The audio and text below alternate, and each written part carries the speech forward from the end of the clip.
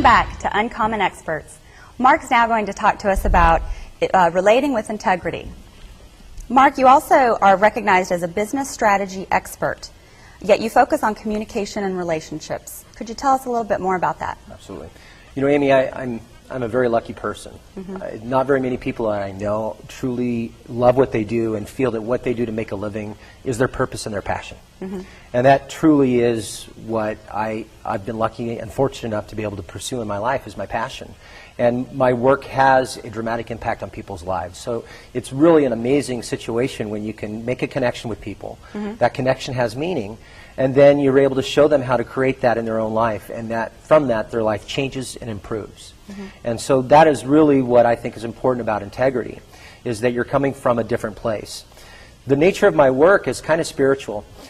I went with my father. I went fishing when I was about 9. Have you ever been fishing? I think you know where Homer is, right? Absolutely. Homer, Alaska was where I was born, and it among itself is a very, very inspirational place. It's one of the most beautiful, pristine places I've ever seen, and I had the fortune of growing up there. And when I was 9 years old, I went fishing with my father. We were doing some halibut fishing, which is deep sea fishing, and pretty soon a whale started going around the boat, about a couple hundred yards out.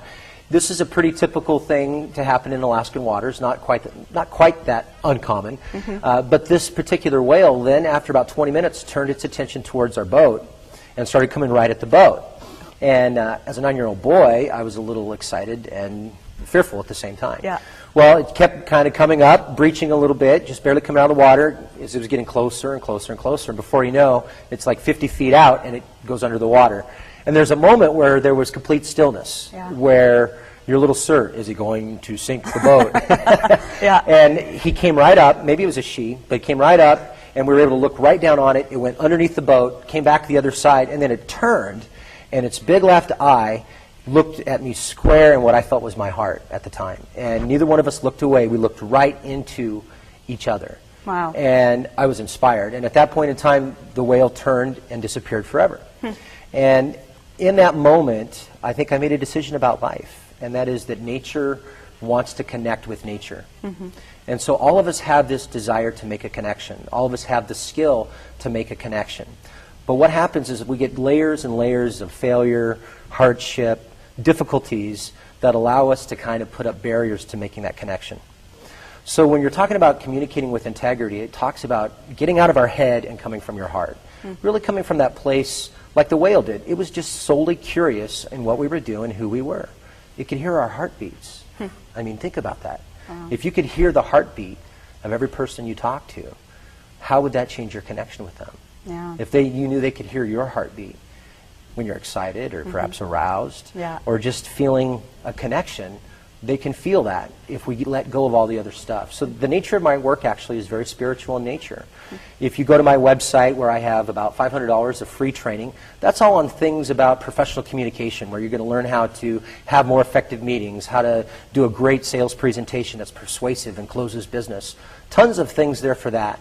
But it's not until you get a little bit deeper into the home study work, or actually coming to my 2-day retreat, where you really start to see more of the things at work that help you remove those barriers, that allow you to get in touch with that part of you that has a tendency to just want to be and connect. And when you can show people how to come from there, their light lights up, their life changes. And so I think it's important to understand that you communicate with an intention, and you communicate from your heart, coming from that place inside.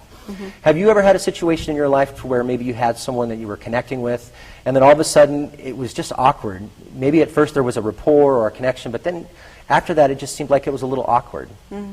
Well, sure. I mean, I recall one time that a very good professional relationship had gone for quite a long time, and then all of a sudden they kind of, I felt them pull back a little bit. And as soon as I felt that, I did make it a point to kind of come in, because I do realize that we're all human and there are different levels, and everybody has a personal life going on.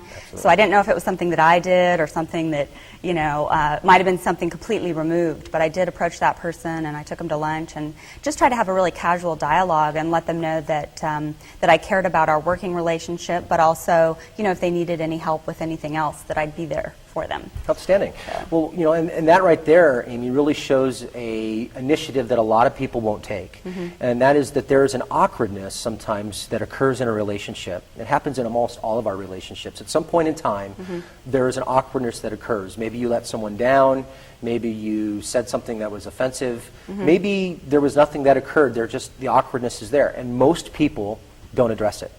Most people just kind of let it go and are fearful of the conflict or the actual awkwardness of talking it through. And what they don't realize is that it's in that awkwardness where you have the ability to really deepen the relationship. I don't know what happened with your particular situation, but if you're dealing with someone who is somewhat spiritually aware, somewhat emotionally intelligent, that they are able to then shift what's going on inside of them and honor that connection. And once you understand that from conflict comes results, that is a huge distinction, and most people are afraid of conflict. So when I come into an organization and I show them how to start talking with integrity, the first thing we got to do is have conversations about the things they don't want to talk about. And that can be difficult. People need to be they need to be supported through transformation. They're fearful of change, even if that change is positive and wonderful.